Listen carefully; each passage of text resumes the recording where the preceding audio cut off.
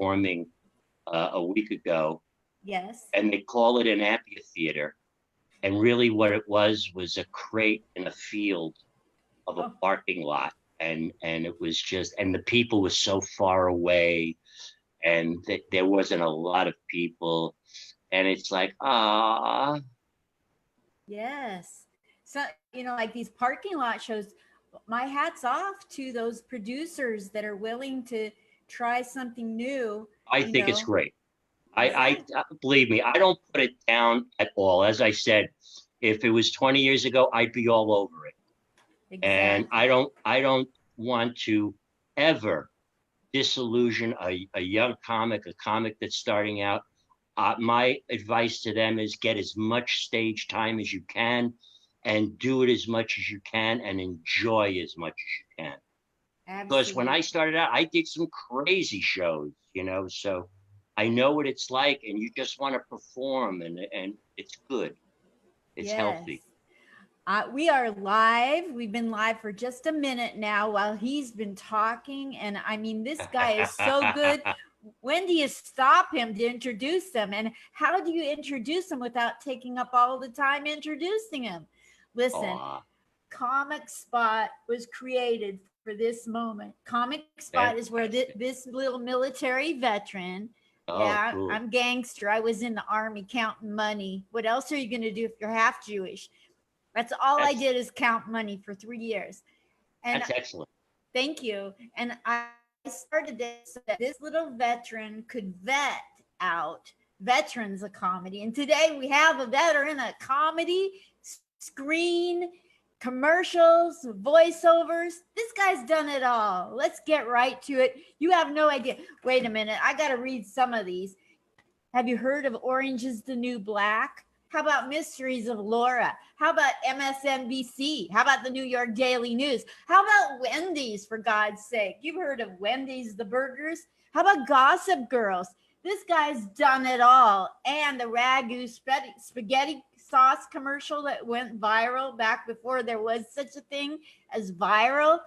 You guys, come on. This is Rob Falcone. Woo! Ah, thank you so much. Thank you so much. I'll tell you, my career sounds even better when you say it.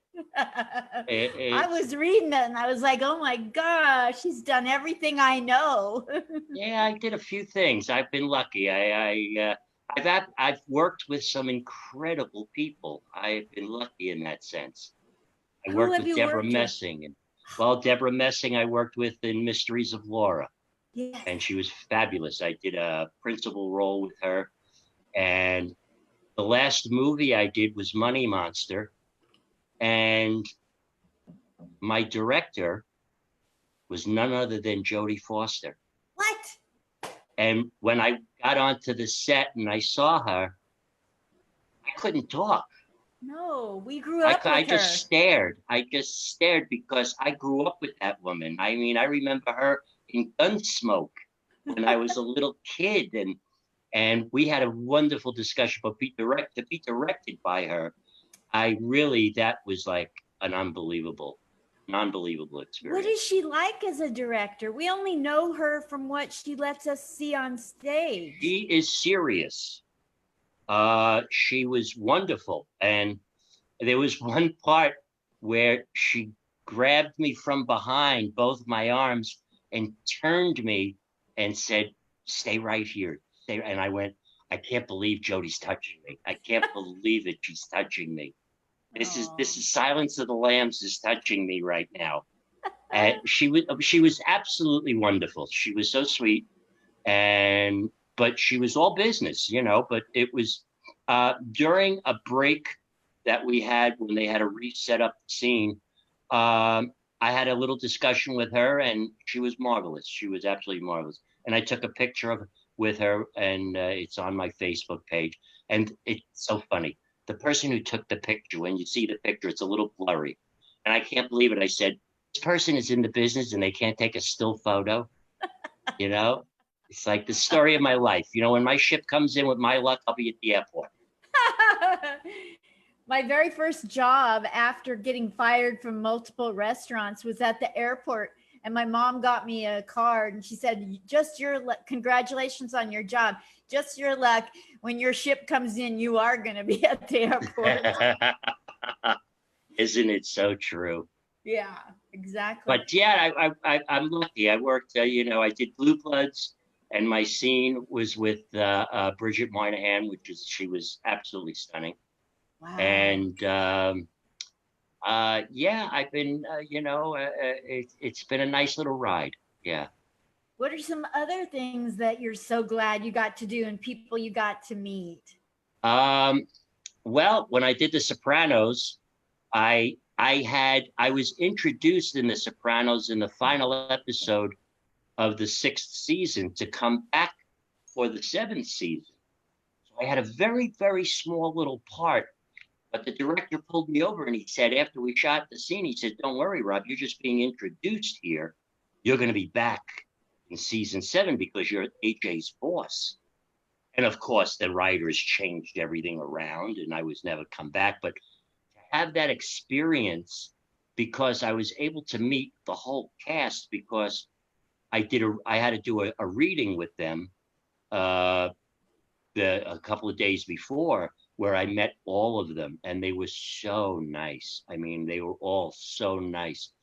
Gandolfini was absolutely marvelous, and Edie Falco was such a sweetheart, and it was just a fantastic experience. Yeah. What's it like to be a bona fide comedian and come into major shows and they know you're a comedian? Do they take you seriously, or do you have a hump to get over with that? You mean when I do the acting? Mm-hmm. Well, believe it or not, when I'm an actor, Mm-hmm. I'm an actor. So they don't even know that I'm a stand-up comic unless I tell them. Super. That's a Yeah, smart thing. I like yeah. that. That's it's and once they do, they're very impressed, and they want me to make them laugh, of course, and such. But yeah, when I started out as an actor first, I started out as an actor on Off Broadway in Tony and Tina's Wedding, which is Wow. a great venue for someone who has never done anything before to start out in, because it's a lot of improv and it's really a great way to get your feet wet, So, but it's the the day right after I did my first Tony and Tina's, which I started out as an understudy and I did matinees in the beginning, and I did the first one on a Saturday. That following Monday, I was at an open mic. That's the way I wanted to, it, like when I got my feet wet is in the acting, it was kind of like a rock that came off of my shoulders and it freed me. And I said, I know what I want to do and I know what I'm going to do. And I went the following Monday right to an open mic to start doing stand up. Where did you go for your first open mic? My first open mic was from an absolutely wonderful woman. It was called Gladys Simon. Yay! We have Gladys in common. Gladys is the reason why I'm here. Me too. Did Yeah. you know that about me? No, I didn't. But I had a hunch that you might know about Gladys. Gladys was an amazing, and she still is an amazing woman. She guided me. She saw something in me. She took me under her wing. At the time, there was also her partner at the time was Arthur of New York. And between the both of them, they gave me stage time. I brought people to shows and I developed an act. But she's fantastic. Yeah. She And is. from there, I moved on to, I always stayed with Gladys. And then when I started wanting to do more things, because Gladys was more or less in the open mics and she would do some shows that she put me in, but she knew as well as I did that I needed to branch out now and I needed to grow. And I moved over to New York Comedy Club, a gentleman called Al Martin. I love Al Martin. Al Martin gave me so much stage time. Al Martin will give a comic what he needs to do and that is to develop, perform. And that was, and then there was no looking back. Yeah, that was it. But between Gladys and Al Martin, that's what really gave me the ability to become who I am. Wow. Yeah. Yeah, I love Gladys. I was posting jokes on Facebook and I got like 200,000 likes. And she and some people at Comic Strip wanted me to come out and meet them. And so I took the train across the country and I did comedy shows on the train for 3 days. Oh, that's Just, hysterical. it's really good to do them in the differently abled section because they can't get out of there. Oh, that's great. And Right, so, a real meaning of a captive audience. and I was filming it and everything. And then I got in front of Gladys, and oh my gosh, to be in front of a legend like that who's helped so many, Oh my God, she is amazing. She and really is. I still count on her opinion. She's the one that told me to get rid of the gray hair and go blonde. She's You given look me. stunning, by the way. Thank you. It's because of Absolutely Gladys. look stunning. It's because of Gladys. Well, if you were in New York, I'd ask you out. Oh darn! I'm coming in December. We'll have to do that. Oh yes, it's a beautiful time too. I'll meet you in front of the tree. Okay.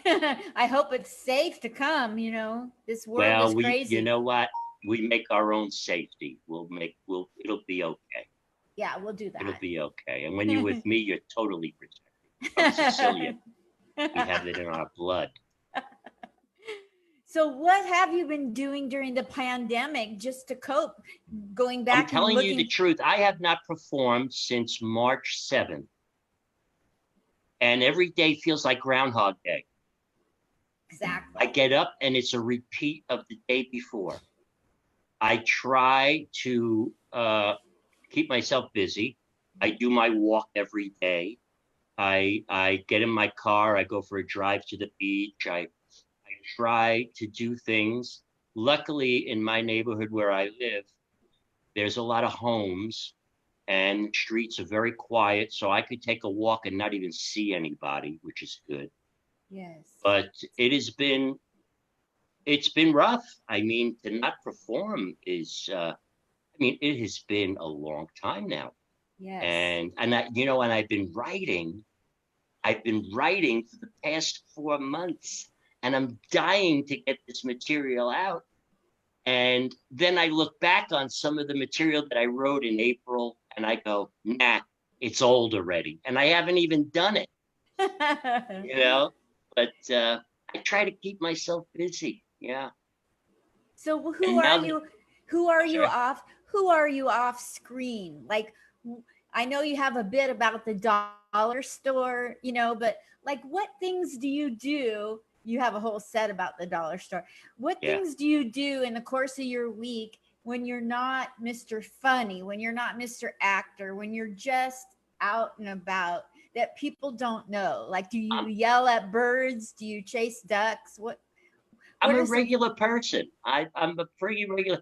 I'll tell you the truth. And I'm sure this is very common. I'm a very shy person. I'm a very introverted person. Off camera and off stage, I'm not a real sociable type person. I'm not the life of the party, I can't even ask a girl out on a date unless I'm on stage. I'm so shy. I mean, that's where I'm at home. But I'm a regular person. I'll play golf when there's an opportunity to. I'll get together with some friends. Most of my friends, though, are married and they have families, and so their lives are pretty complicated. But how's your golf game? Now I don't know, because the golf courses were closed. I'm hoping to get out there and try to hit them straight, but it's a lovely preoccupation. And I also, I'm going to go out next week and do a little fishing with a friend of mine. I'll do anything to keep busy, to just jumping in the car and taking a ride is nice, Just a good old guy. You're just I'm pretty regular. basic. I like cooking. I love eating. What do you like Uh, to cook? oh, anything. Yeah, I was brought up cooking, so besides Italian food, anything. I What's had your a friend. favorite thing to cook? My favorite. Oh, there's a dish. I I, I like cooking stews. I like cooking pasta and tomato sauce, of course. Linguine and clam sauce, people rave about that I make, and some special Sicilian dishes that you really can't get in a restaurant. Wow. Um, and of course, regular stuff too. I make an incredible breakfast. Love breakfast. I love Eggs, bacon. breakfast any time of day. Oh, isn't Breakfast. it the best? Oh yeah, I could have pancakes in the middle of the night. It doesn't matter to me. Me too. Yeah, I don't care either. I'll eat chicken and eggs, and I'll yeah, eat every type of yeah. egg, bacon, any time of day. I don't care cholesterol, whatever. It just Oh, please. The one thing when you watch the cooking shows, they cook and it's like things like cholesterol and heart condition don't even come into play with the kind of ingredients that they use. And it just makes you hungry just looking at it. yes, But I love to cook anything, ribs, whatever it is. I love cook. I had a friend of mine stay with me for 3 months when this all took place. She had no place to really stay, and she stayed here with me. And she loved the cooking. She loved the fact that I cooked, and I love cooking for someone.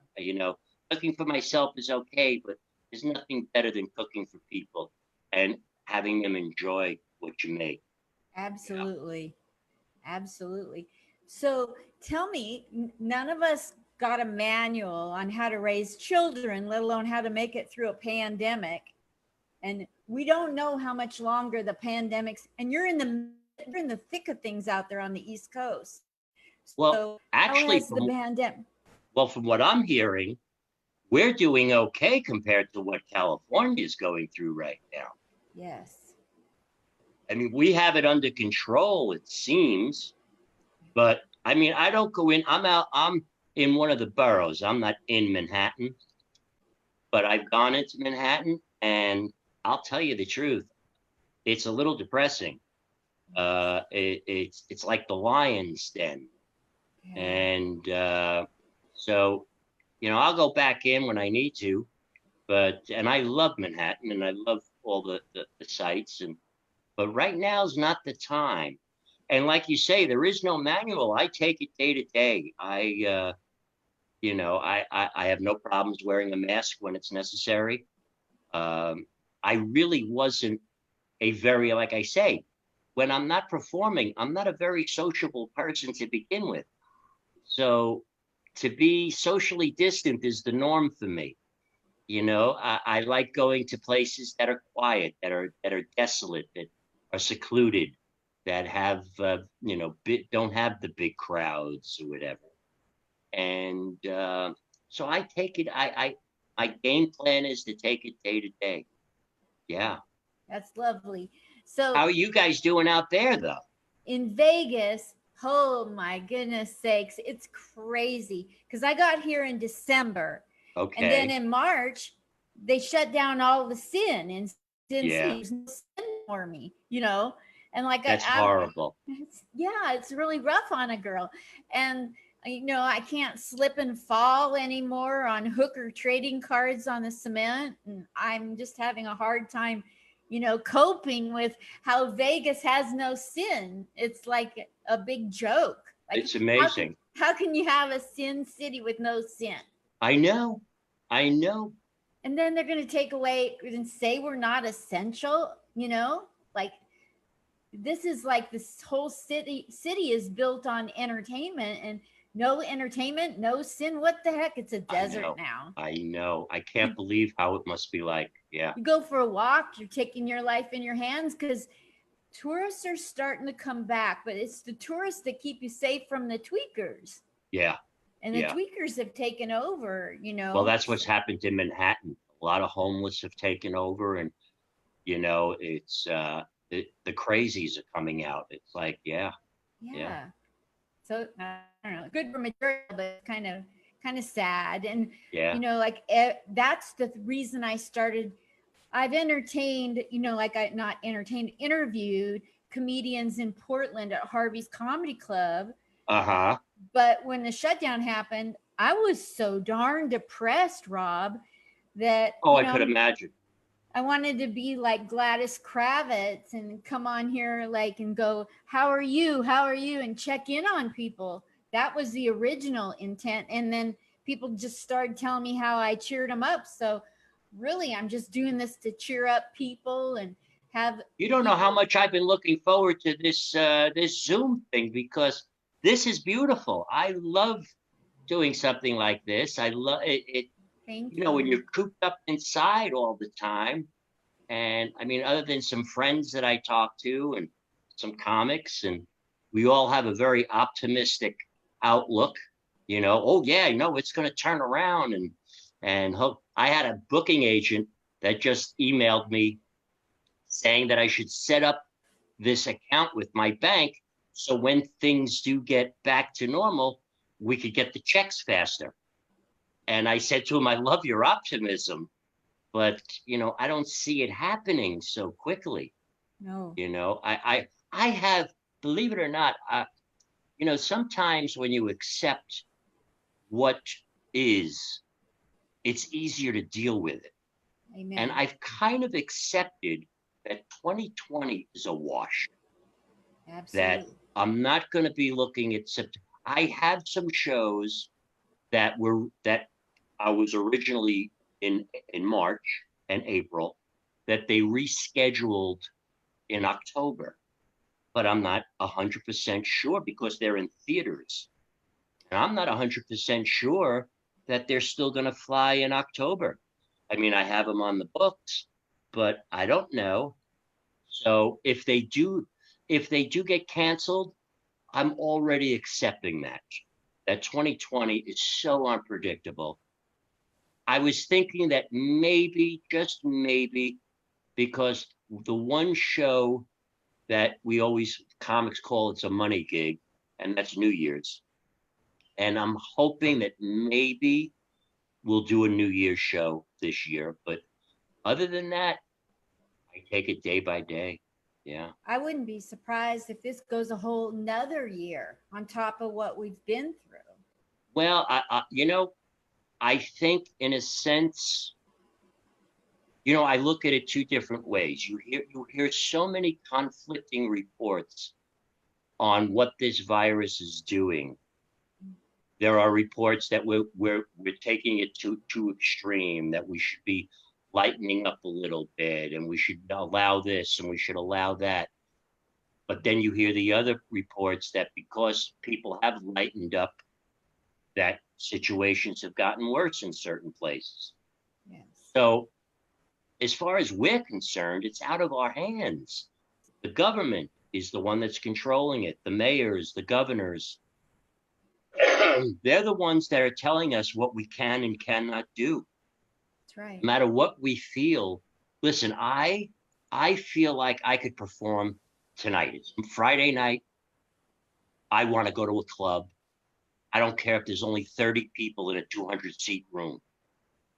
30 people scattered around so they're not up close. In comedy, audience doesn't like to sit up front anyway because they're afraid they're going to be picked on. That's true. So if I could perform to 30 people in a 200-seat arena, I'd be happy. I would absolutely love it. I'm on Yes. stage. I'm far enough away from the audience.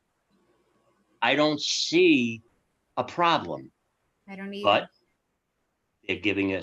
they're saying no. Yes. They're saying we can't do it yet. So I, for one, think that certain things can be eased up a little bit when it comes to, I don't see the difference when they're allowing outdoor dining. And what is happening is in the outdoor dining, people are pretty close, even though they might be 6 foot away. There's a lot of people that are getting close. What aftermath is going to be from that is beyond me. But I find that if you're in a theater and you're spaced out accordingly, and the comic is all the way on stage, that's safer than the dining situation, than the bars. I Yep. think we are safer in a condition like that. But they're saying no, they have to have air conditioners that recycle the air properly, and it's like, come on, I don't. So it's out of our hands. It's If it out of was our up to hands. me, I'd say let's get comedy going a little bit. You know, Me too. How do you yeah. stay with all that you've accomplished, all the shows and movies and all the theaters you've been in, all the comedy you've done, all the voiceovers, all the commercial ads? How do you stay humble, so humble? I wear a cape.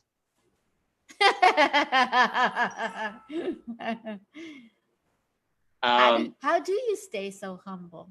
well, it comes. I guess it just comes naturally. I'm not a verbose type of a person. Of course, you have to be a narcissist to be in this business. Uh, you have to be a narcissist to be good. But hum, being humble is something I think, to me, is approach, um, a better look than to not be, and to be verbose and a braggart or a, you know, I never cared for that type of, so I'm lucky in a sense that, you know, but inside, I mean, I might be a very humble person outside, but inside I'm going nuts and I'm going crazy. And inside the voice says, enough about me. What did you think of my set? But outside, I just very gracious and thank you. And I consider myself very lucky. I mean, I have not in any way been as successful as some of my peers. I have not uh, been able to, on a consistent basis, tour the country the way some comics are able to be, but I do consider myself very lucky in what I'm doing and the breaks that I got in the acting. Um, I got some bad breaks, but you get those. It's and it's show business. Yes. I came very close a couple of times of being big, of getting the big role, the one that's going to put you on the map, the one that's going to, you know, make you a household name. But I mean, we all have stories like that. You can't be bitter about it. You have to let it. It's very hard business to take so personally. Yes. You have to, in order to exist, in order to be able to go on, you have to take the rejection as not personal. That's the way it is. But I think it's better to be humble than to be, a big shot. Oh, I've done this and I don't know. I'd rather have other people tell me what I've done than me tell them. Yeah, Yeah, it's like when people say I killed, I was like, are other people saying that or is this just you? exactly, exactly. It's funny because the comics that know me and the club owners that know me and such, I have they laugh because when they say to me, "Hey Rob, how was that show last week that you did?" My immediate response is always, "They had the best hamburgers you ever had in your life," or "the food was incredible." And they always say, "When I ask you about a show, you talk about what they served you. You talk about the food. You didn't. I never say I killed. I will say it was a magnificent show. I'll say, oh my God, the audience was fantastic." But I can't say. I mean, I in a can't. in a in a closed room with another comedian member, I'll say, "Oh man, I destroyed." It was, but I say they were great. The audience was what allowed me to do it. That's I'm right. only as good as the audience. If the audience is a great audience, then I'm going to destroy. And I'm there. If they're going to like me, then I have what it takes to blow the roof off. But I can't say that. Oh, I destroyed, I killed. No, No, me neither. Mostly can't do because I that. haven't. Well, you will. You Like, will. I'm getting to the point where in the last 6 months, I don't even have to. I had brain trauma. So for 5.5 years, Gladys was put the notes down. Don't take notes on the stage. But I have a brain Don't, injury. no, no. See, that's what, do you know? I'll tell you how it happened with me. When I started out, I said, I don't know how I'm going to remember 3 minutes. I don't know how I'm going to do it. I mean, let alone 5 minutes. I don't know how I'm going to do it. And I was doing pre-shows. Of course, you move on to doing pre-shows. And this was one at Stand Up New York. Mhm. And I would be at the bar and I'd write my bits on a napkin and I'd bring it up with a drink and I'd put the napkin down on the stool. And so I glance over and I'm only doing 5 minutes. But I said, how am I going to memorize it? And one time, I'm waiting to go on. I'm writing my notes on the napkin at the bar. Mhm. The manager turns to me and says, Rob, you're next. And I went, oh, okay. And I turned back and I didn't realize that the napkin got wet and all of it bled. So, and he goes, come on, Rob, you got to. And I had no more time Wow. to write it again. So I was forced to go on stage without notes. And you know what happened? You killed. Remembered everything. Because see, what the brain does is this: the brain says, oh, he or she's writing it down. Ha, we're off. They don't need us. But as soon as you stop writing it down, your brain says, hey, I got to remember this. But if you're using that writing down and if you go up with a piece of paper all the time, you will never memorize it because your brain says we don't need to. That's true. Yes, you have to uh, uh, get rid of that paper. Yes. Now it's That okay. It's okay at an open mic when you're going up and you're trying out new stuff and you want to maybe, bring something, but try ever so hard to not. yes. Because what will happen is your mind will register, the material will become embedded in you, and I think is the most incredible experience on stage when you write on When you things what? when you write on stage, when you're performing and something pops in your head, or you catch something in the audience, you're not so restricted. What, oh, I have to do this next. I have to do that next. You have a game plan and you know what you have to do. But the greatest achievement in the world is when you do something off the cuff, automatically on stage because you just thought of it. And Ex- those things have only opened up for me in the last 6 months because of Gladys believing in me. I I was told you in. she's Yeah, incredible. she is. I She's she why she's why I am where I am because of her teachings, because of her knowledge, because of what she told me. You know why? Gladys is responsible for telling me what not to do. yes. That's what was great. What What things not to. has she told you not to do? What are some of the things? Just what she was telling you. Don't go up with the paper. Um, I remember she would tell me in the beginning to write about things you know and to try to make the bits like sew them together, which is an easy thing for you for memory. In other words, and I do this, the end of one bit, there's something in it that sparks my sense memory to the next one. It's like it flows to get a flow.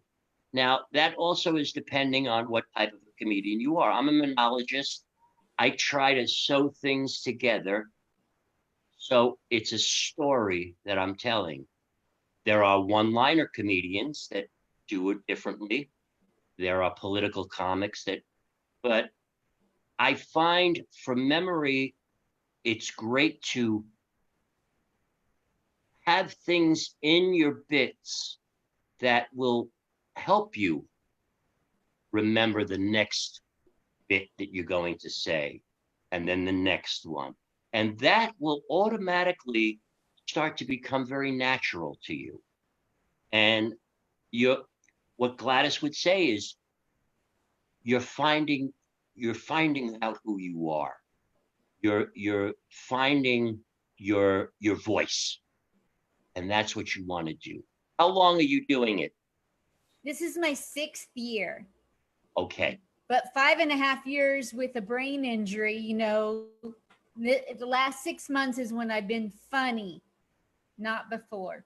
But you know why? Because you're finding your voice. You're finding who you are. There is no time element. There's no deadline. There's nobody that says you have to do it by this point or else.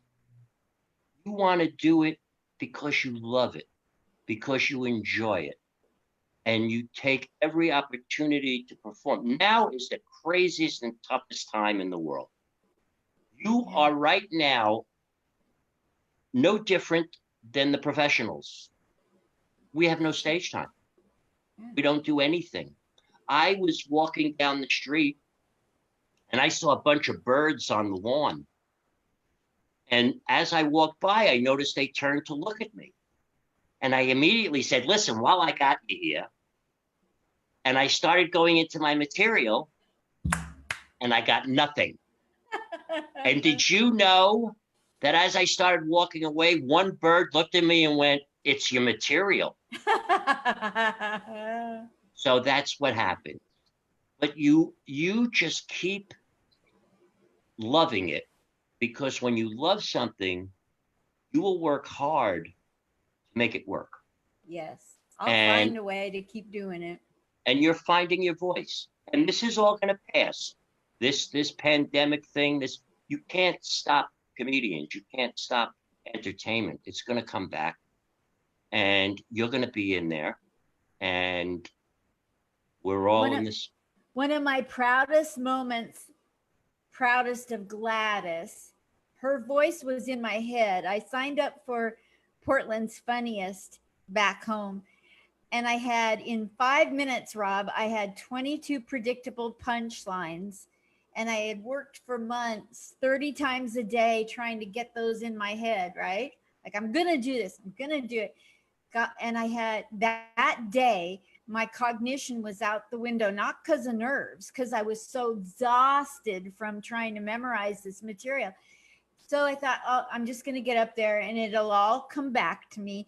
And I got on stage. Nothing came to my mind. But you know what came in my head? Gladys's voice telling me, don't worry about what you say. Just go out there and be funny. Be yourself. Something will come. And well, not only that, you know what's funny? If you're ever in that situation and you're on stage, tell the people, you know what? I don't know what I'm going to say. I am blank. I started out knowing everything, but as soon as I hit the stage, I don't know what I'm going to say now. And they will be on your side. Honesty is beautiful, and you will write on stage. Be yourself. Be yourself, because if you're funny, just you being yourself, the audience will pick up on. They will pick up. The audience picks up on everything. They sense it.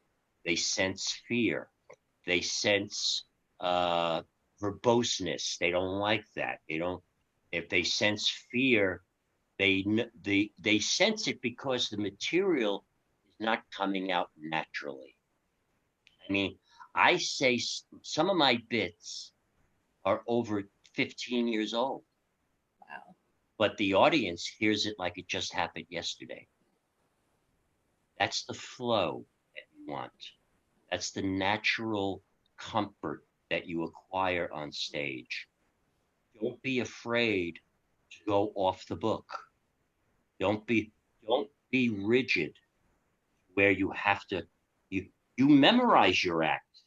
You have it because that's your security blanket. That's what's going to give you the ability to be free, to have freedom on stage, knowing that you know your act, memorize, do it in front of the mirror, do it again, tape it, listen to it.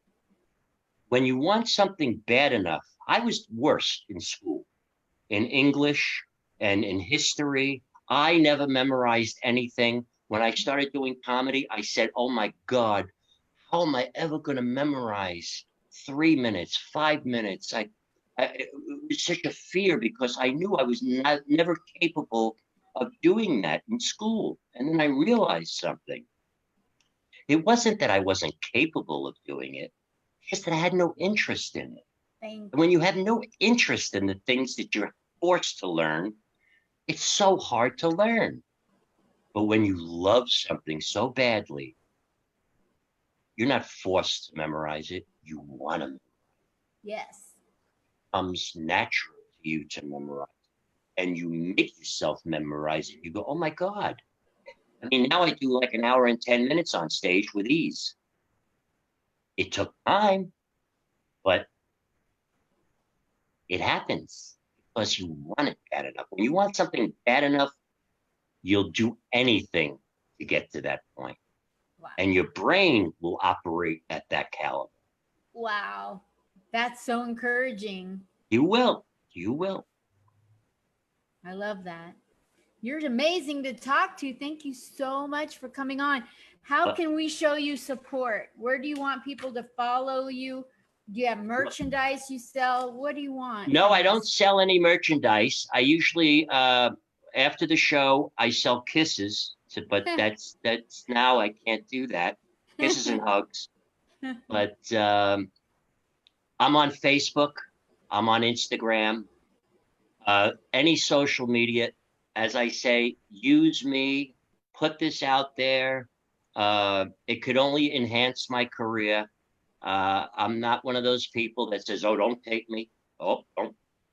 Just enjoy. And I'm so happy to spend this time with you. And if you ever want to do it again, yes, sure as heck can. And when Yes, you get to New York, I'm going to be very upset if I don't meet you and take you out for a drink or whatever, a cup of coffee. Maybe we'll let's do that. Maybe we'll hook up over at Gladys's, over at Comic Strip. That would be so incredibly Well, that would be great. fantastic because this is a lady that I consider, she's my best buddy, and we don't see each other as much anymore, but she never forgets my birthday, and I never forget hers, and I've always told her so many times, unfortunately, when Bob passed away last year and such, that I just want to let her know that I'm there. Whatever she needs, I'm there for her. Yeah. Because I'll never forget what she did for me. And that goes without saying. Absolutely. So that would be a fun place for you and I to meet with her. Oh, yes. Let's do it. Yes. I love the comic By then, strip. you're going to be real good, and I'm going to watch you on stage. Thank you. Oh, awesome. Thank you so much. I'll take off for now, but I want you back on here too. Anytime, hon. Anytime, we'd love to. Okay, I'm hoping that New York opens up because Al Martin said I can come to the Christmas party at Broadway. Well, that's one heck of a great party. I can't wait. Yes, that'll be our first meeting, hopefully. Cool. Thank you. Okay. See you later. Bye, Rob Falcone. Yeah, bye. Stay well, Linda. You Stay too. well. Everybody's talking